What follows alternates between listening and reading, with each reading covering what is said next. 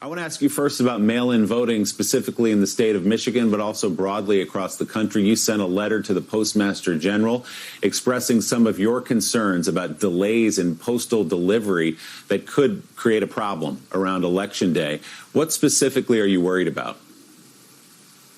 Well, we're very concerned about a slowdown of the mail. What we're seeing from the Postmaster General, the Trump-appointed Postmaster General, is that there are a number of procedures that are being put in place, presumably to save money, but the impact has been to slow down mail delivery.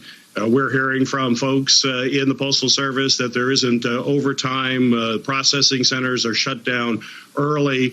Mail is just left off to the side. And that's certainly not part of the ethos of the Postal Service, which is they work hard every single day to make sure the mail gets out every day.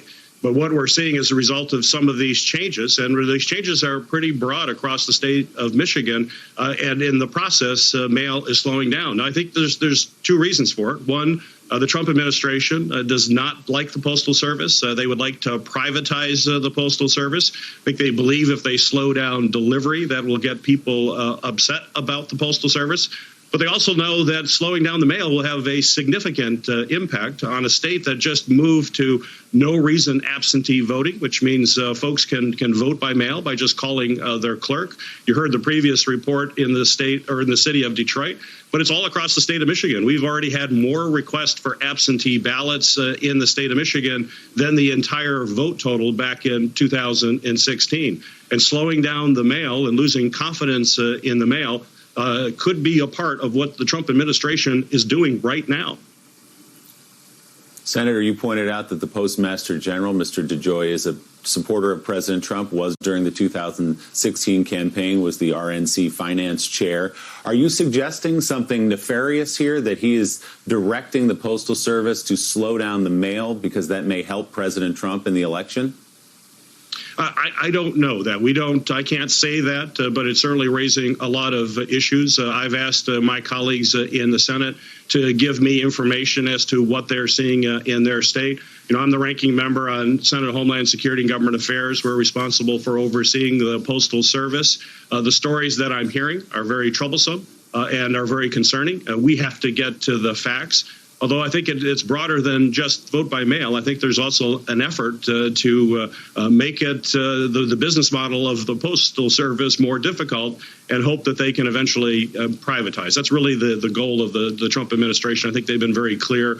President Trump clearly does not like the Postal Service. Attempts that we have made through COVID packages to make sure the Postal Service can continue to provide on-time delivery, not just of ballots, but also critical medicines and other kinds of mail that needs to be delivered to folks, particularly in rural areas. This administration has not been helpful. And in fact, now with these new procedures, you're actually seeing procedures put in place that is likely slowing the mail down further. And as service declines, that undermines the credibility of the Postal Service. So we've got to make sure we're doing what we can to have a robust, vibrant Postal Service, something that this country has relied on for over 240 years. And it's really being challenged. We have a Trump administration that's creating even greater challenges. And certainly that could very well manifest itself during a vote by mail process.